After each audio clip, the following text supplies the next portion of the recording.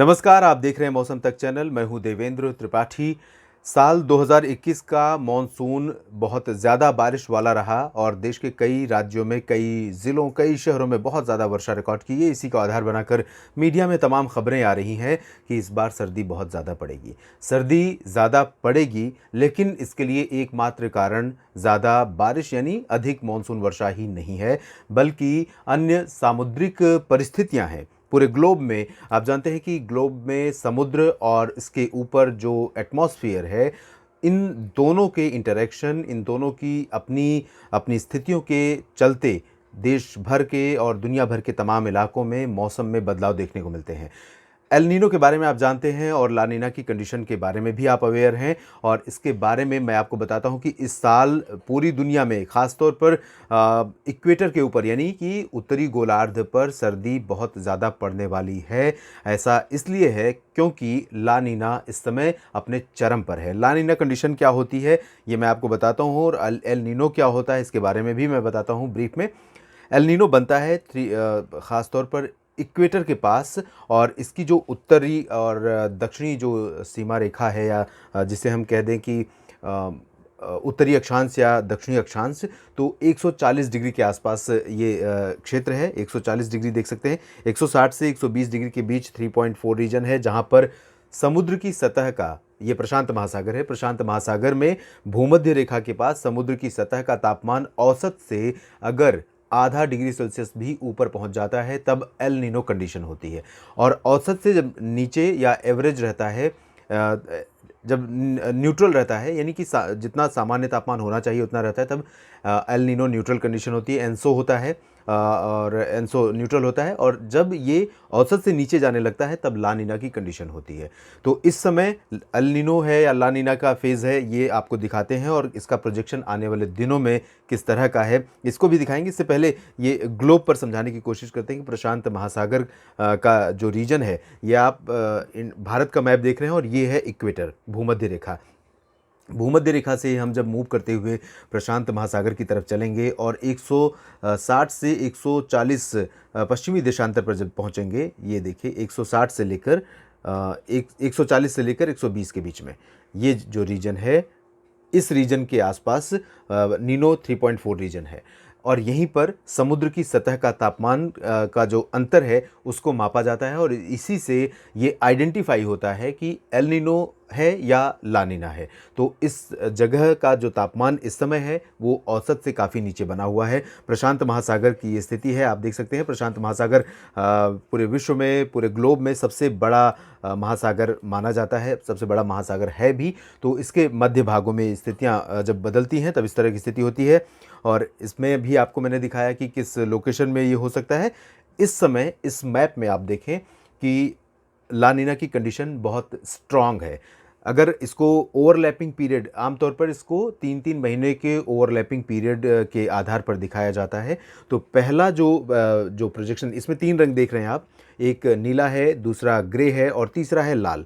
लाल रंग जो है वो एल नीनो को डिपिक्ट कर रहा है, प्रतिबिंबित कर रहा है, और ये जो ग्रे कलर है ये है न्यूट्रल यानी कि सामान्य अवस्था, और नीला रंग जो है वो ला नीना की कंडीशन है। तो यहाँ पर आप देख सकते हैं ये सितंबर, अक्टूबर, नवंबर का जो प्रोजेक्शन है। अभी अक्टूबर का मध्य बीत चुका है, तो इस 3 महीने का प्रोजेक्शन का आधा समय बीत चुका है, और इस समय ये बहुत स्ट्रांग कंडीशन में है, यानी ला नीना की कंडीशन बहुत स्ट्रांग है। इसके बाद भी हम अगले ओवरलैपिंग पीरियड पर जब चलेंगे, यानी इस महीने से लेकर अक्टूबर, नवंबर और दिसंबर में, तब भी ये स्ट्रांग पोजीशन में रहेगा। इसके बाद फिर हम उसके आगामी जो ओवरलैपिंग पीरियड होगा नवंबर, दिसंबर, जनवरी का, उसमें भी, उसके बाद दिसंबर, जनवरी, फरवरी, जनवरी, फरवरी, मार्च, फरवरी, मार्च, अप्रैल तक ये औसत से ऊपर रहेगा, यानी कि जो एवरेज टेम्परेचर होना चाहिए उससे नीचे टेम्परेचर रहेगा। तो ला नीना की कंडीशन प्रशांत महासागर के उस पर्टिकुलर रीजन में बनी रहेगी, यानी कि समुद्र की सतह औसत से ज़्यादा ठंडी रहेगी, और उसके बाद धीरे धीरे इसमें गिरावट शुरू होगी फरवरी, मार्च, अप्रैल में, और फिर जाकर के मार्च, अप्रैल और मई में ये औसत से नीचे पहुंचेगा, यानी ला नीना कमज़ोर होगा, न्यूट्रल कंडीशन स्ट्रांग होगी। तो फरवरी, मार्च, अप्रैल, मई से हम न्यूट्रल एनसो की उम्मीद कर सकते हैं एल नीनो सदर्न ऑस्ट्रेलेशन की, और उसके बाद अप्रैल मई जून में और स्ट्रांग हो जाएगा न्यूट्रल कंडीशन। फिर मई जून जुलाई में जाते हुए ला नीना और कमज़ोर होगा, एल नीनो की प्रोबेबिलिटी थोड़ा सा बढ़ेगी।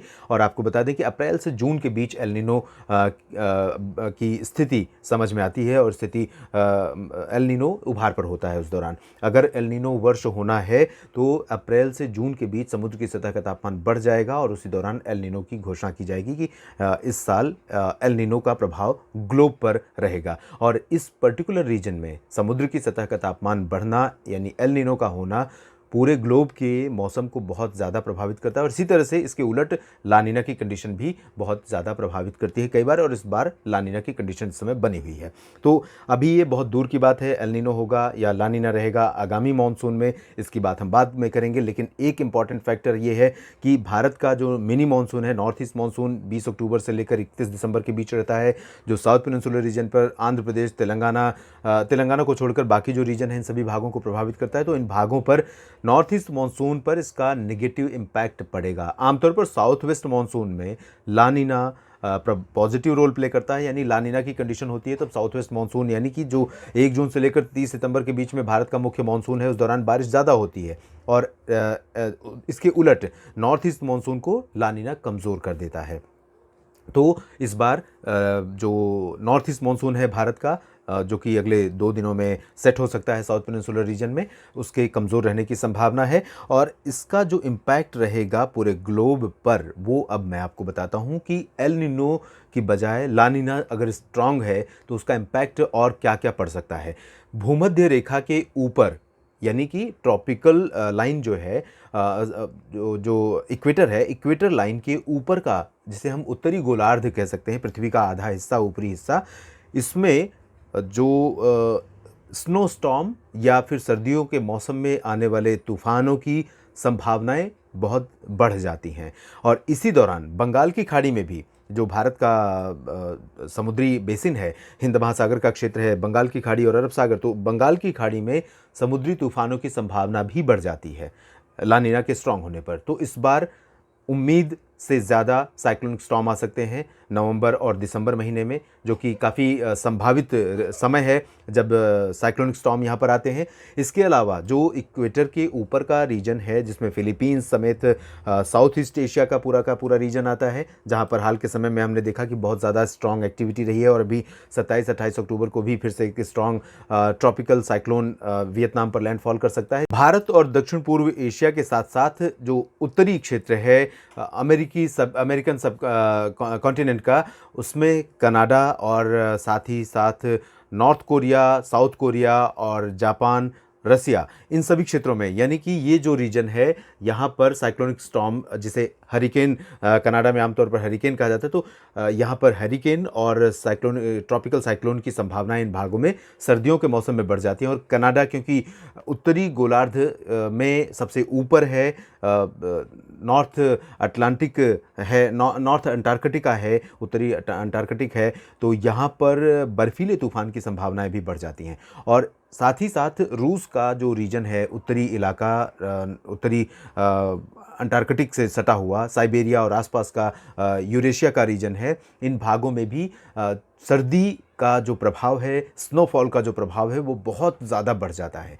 और ऐसे में पूरा का पूरा यूरोप प्रभावित होता है, और जब यूरोप प्रभावित होता है तो यूरोप से होकर आने वाली जो ठंडी हवाएं हैं उत्तर से दक्षिण की तरफ, इन भागों को प्रभावित करते हुए उनका प्रभाव भारत के भी तमाम इलाकों पर दिखाई देता है। ये देखिए, ये इस तरह से हवाएं आती हैं, और इसी दौरान पोलर वोर्टेक्स की घटनाएं भी होती हैं। तो इस पोलर वोर्टेक्स की घटनाएं जब होती हैं तो यूरोप में बहुत ज़्यादा सर्दी पड़ती है, साथ ही साथ भारत तक इसका प्रभाव देखने को मिलता है, यहाँ तक कि भूमध्य रेखा तक कई देशों में इसका प्रभाव देखने को मिलता है। तो इस वजह से इस बार सर्दी का प्रभाव बहुत ज़्यादा रहने की आशंका है।